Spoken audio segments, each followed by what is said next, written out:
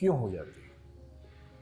इसकी एक वजह तो ये हो सकती है कि उनके पास बुद्धि का अभाव है ना। ये तो आप मानेंगे नहीं, मानना भी नहीं चाहिए।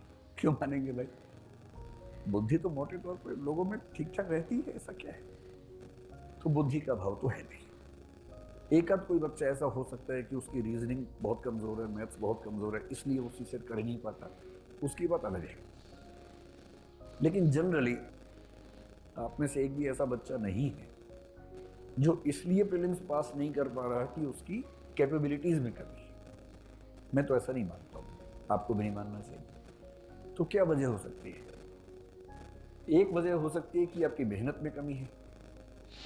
मेरा ख्याल है कि ये वजह भी ठीक नहीं है, क्योंकि पता नहीं क्यों पर मेरी समझ ये है कि जो बच्चे कमजोर बैकग्राउंड से होते हैं, और मोटे तौर पर ये कह सकता हूं मैं कि हिंदी माध्यम के या तमिल तेलुगु कन्नड़ मराठी गुजराती माध्यम के बच्चे अंग्रेजी माध्यम के बच्चों की तुलना में सामान्यतः कमजोर पृष्ठभूमि से आते हैं। और जो जितनी कमजोर पृष्ठभूमि से, उसमें मेहनत करने की क्षमता उतनी ज्यादा होती है। ये जनरल ट्रेंड दुनिया भर में। इसलिए आप देखेंगे भारत के लोग अमेरिका जाके झंडे गाड़ देते हैं, क्योंकि वहां वो कमजोर है। तो वहां वो रात दिन मेहनत करते हैं जिंदगी बेहतर बनाने के लिए, एकदम झंडे गाड़ देते हैं। मतलब ये भी है कि यहाँ के बेस्ट लोग वहां जाते हैं, वो भी एक पक्ष है इसके पीछे। तो ये वजह भी नहीं है कि आप क्यों नहीं सिलेक्ट हो पा रहे। मेरी समझ ये है कि सफल ना होने की बेसिक वजह दो तीन है। एक तो है डिसिप्लिन, कि मेहनत करना लेकिन उसको डिसिप्लिन के साथ न कर पाना।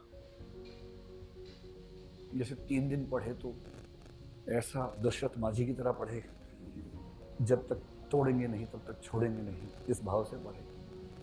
और 3 दिन बाद 7 दिन के लिए लेट गए, एकदम आराम करेंगे। 3 दिन ज्यादा पढ़ लिए थे, उसके बाद सिर्फ दिमाग में चक्कर आ रहा है, तो वो ठीक करने के लिए सो रहे हैं।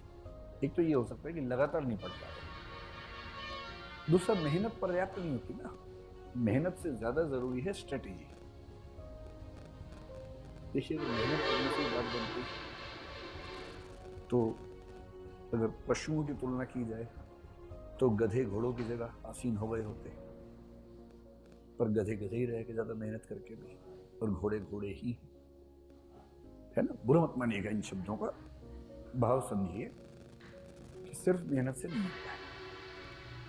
कितनी मेहनत कहाँ करनी है, किस गति से, किस अनुपात में, किस त्वरा के साथ, किस त्वरा मतलब स्पीड के साथ करनी है, ये सब अगर गाइडेंस पूरी आपके पास हो, या तो स्ट्रेटेजी आप खुद बहुत अच्छी बनाने में माहिर हो। जैसे मैं जब विद्यार्थी था, मुझे ऐसा लगता था कि स्ट्रेटेजी बहुत आसान चीज है, इसमें क्या दिक्कत है।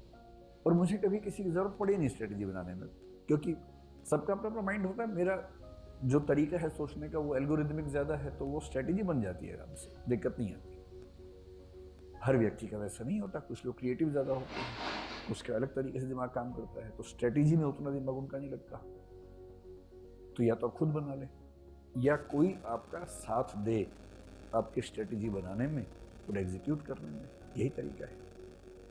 तो मैं स्ट्रेटेजी प्लस गाइडेंस एक साथ लिख देता हूं, तो आप समझ पाएंगे कि इस प्रोग्राम के पीछे हमारा मंतव्य क्या है, उद्देश्य क्या है। ठीक है। तीसरा क्या होता है,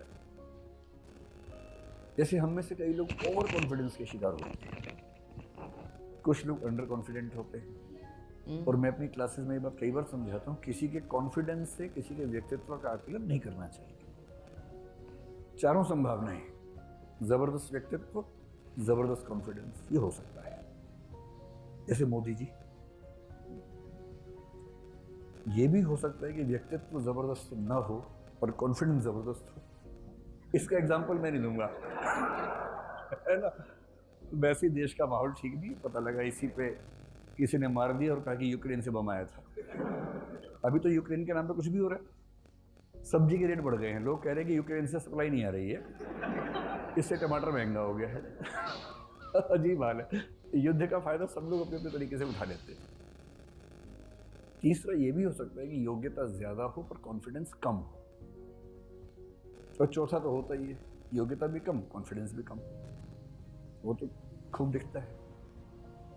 तो पहले मैं भी जब छोटा था आपकी तरह, जब मुझसे कोई बहुत कॉन्फिडेंस से बोलता था ना कि मैं तो आईपीएस बन के मानूंगा, मैं डर जाता था कि ये तो बन ही जाएगा, इतने कॉन्फिडेंस से बोल रहा है। धीरे धीरे कई अनुभवों से मैंने सीखा कि बोलने पे नहीं जाना चाहिए, और अब तो उल्टा हो गया है।